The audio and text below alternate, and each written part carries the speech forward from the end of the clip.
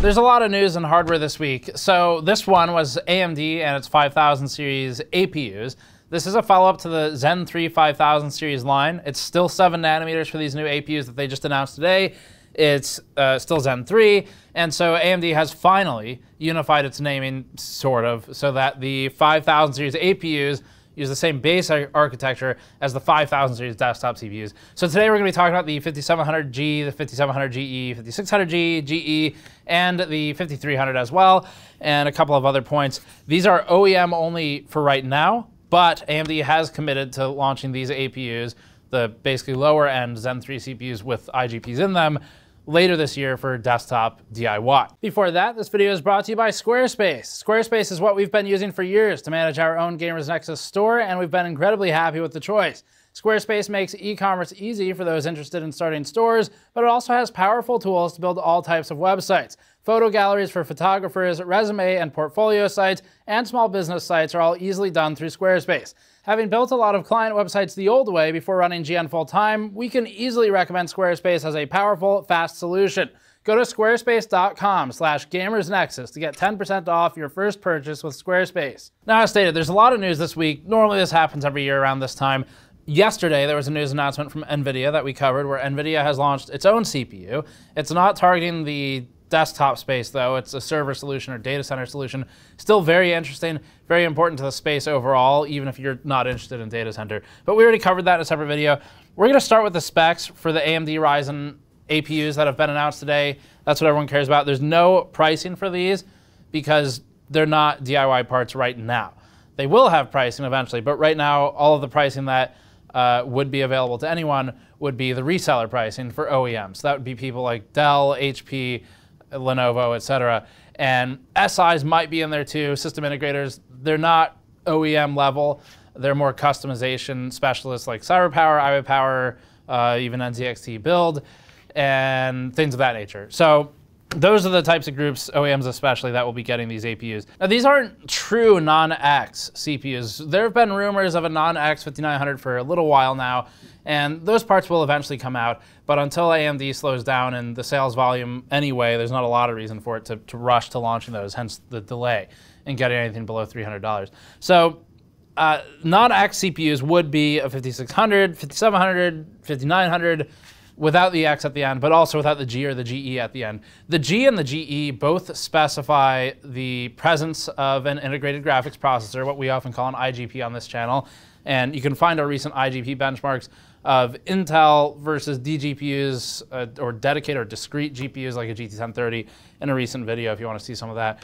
But the GE means that the base clock is lower and the TDP, which is a magical BS number formulated out of thin air by AMD and most other companies, but TDP is lower on the GE models as well. It's 35 watts instead of 65, or a flex 45 to 65.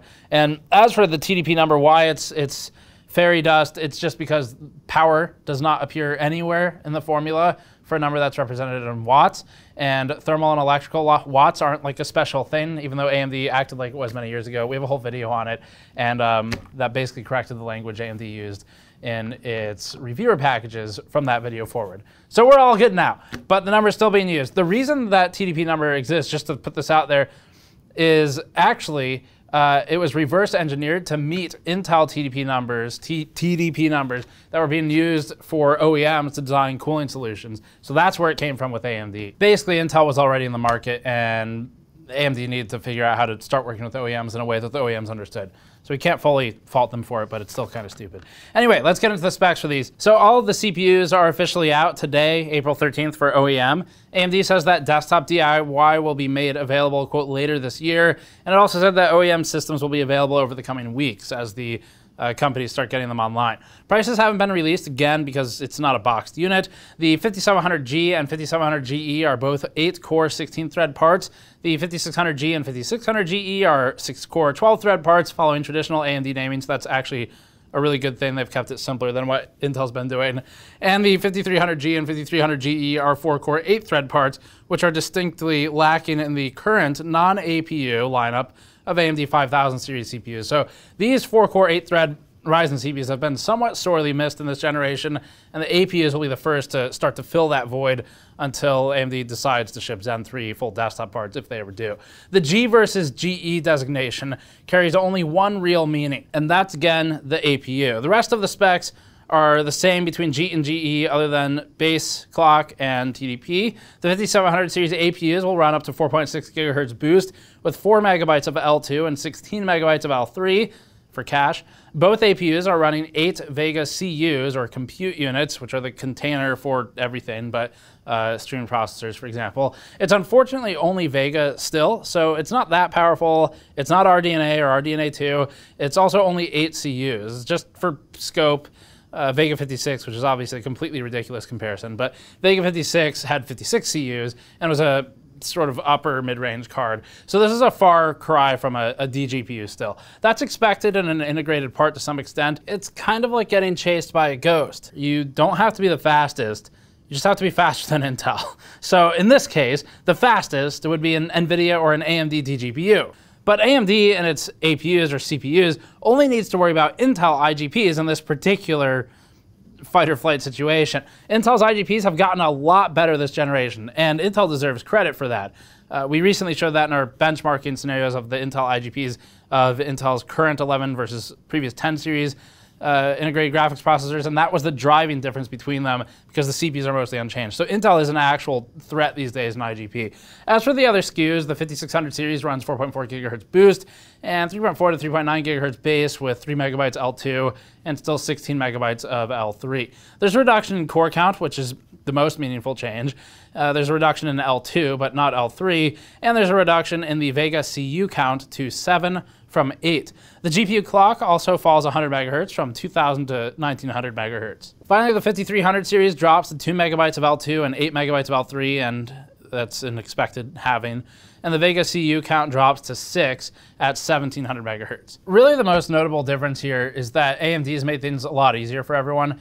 AMD's naming got extremely messy, not as bad as monitor naming, for example, but it got extremely messy over the last few years regardless, and this gets the APUs up to the same architecture and the same process node. Zen 3, 7 nanometers for the, well, being careful committing fully, but it's, I think everything that's 5,000 in the name right now in the Ryzen line is Zen 3 and 7 nanometers, so they're keeping it a little easier, at least these are, and that aligns with desktops. The previous generations, if you missed them, the 3400G, 3200G, 2400G, all the stuff before it, was basically one generation old, but with modern naming. So you would end up with a Zen APU in the family naming of Zen Plus CPUs, or Zen Plus APU in the family naming of Zen 2 CPUs. So this has been rectified with this. All right, so some first-party benchmarks up next. We generally make it a policy not to share too many first-party marketing benchmarks in these news videos because they're not controlled by a third-party validation group of any kind. So obviously we'd suggest waiting for third-party benchmarks, whether it's ours or someone else's, before making any major purchasing decisions. Regardless though, we'll go through a couple just to establish expectations of where the parts should perform, at least as they're marketed now. AMD markets its Ryzen 5700G processor as outperforming the i7-10700 non-K CPU, which it's sort of a valid comparison because it's had price reductions recently, which makes it a more viable option than before.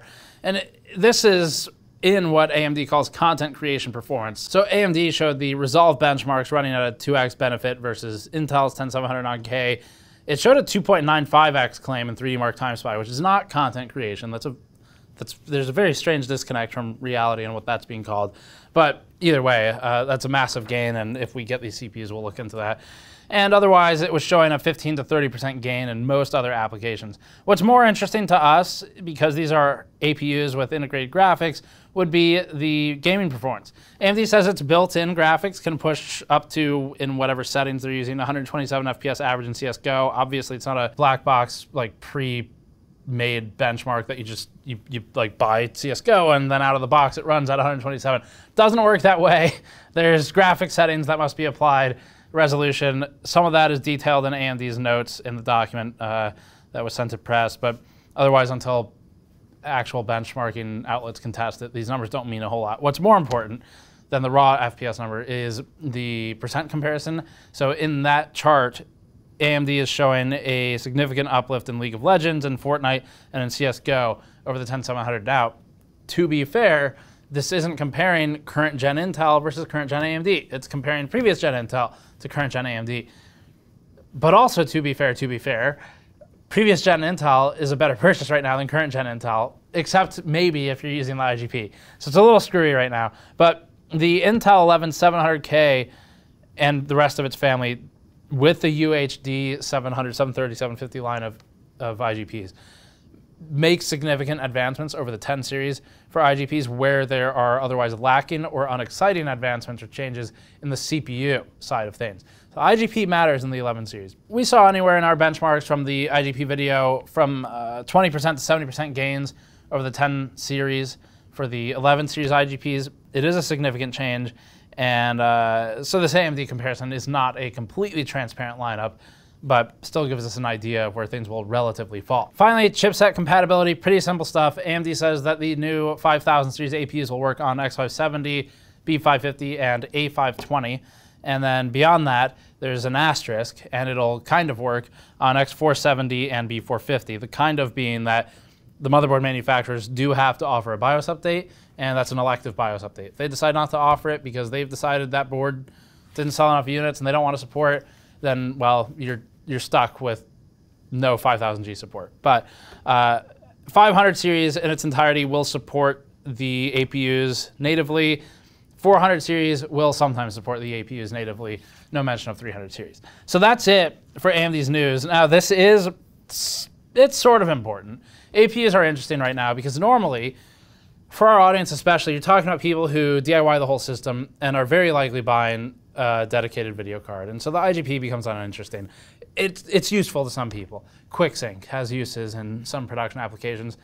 The APUs have some usefulness, and so do the IGPs and Intel for troubleshooting. So even outside of use in the actual OS level stuff, you can use it for figuring out if your video card's working, stuff like that. But right now, there's an extra use, which is potentially as a stopgap solution to maybe play some lower weight games while you are trying to get a DGPU.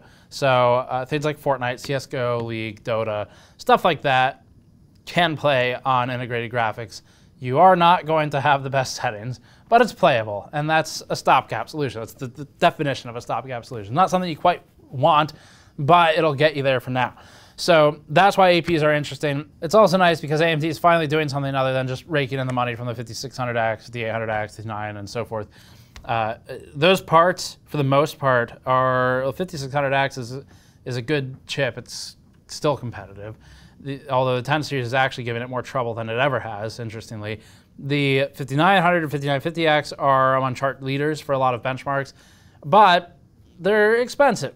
Not necessarily in a relative sense versus what you've gotten in the past, but certainly in a somewhat objective sense, in that there's no non-X series right now to help bring the cost down for people who just don't care about the X on the end of it, which often has provided not a lot of value.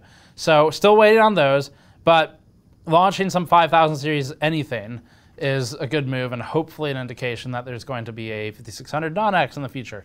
We'll see when that happens though. AMD's fully tapped on its 7 nanometer wafers that it's buying right now from TSMC. So they've got the consoles, they've got GPUs, and they've got CPUs, and everything's selling. So from a business standpoint, why would you lower your ASP to help out consumers? But anyway, APUs are interesting here. We just need to benchmark them to have any opinions on whether they're going to be worth it or not. So we'll try and get some. It will be through OEM or SI channels if we do, not DIY yet. But that's it for this one. Thanks for watching. Subscribe for more as always. You can go to store.gamersnexus.net if you'd like to buy one of our mod mats. We have 3 different versions in stock right now. There's the new Volt series, which is actually almost sold out. Sorry, doing our best. There's the original large mod mat, which there's plenty of stock of, and then the medium mats, and those are all on the store. Otherwise, you can go to patreon.com/gamersnexus for bonus videos. Thanks for watching. We'll see you all next time.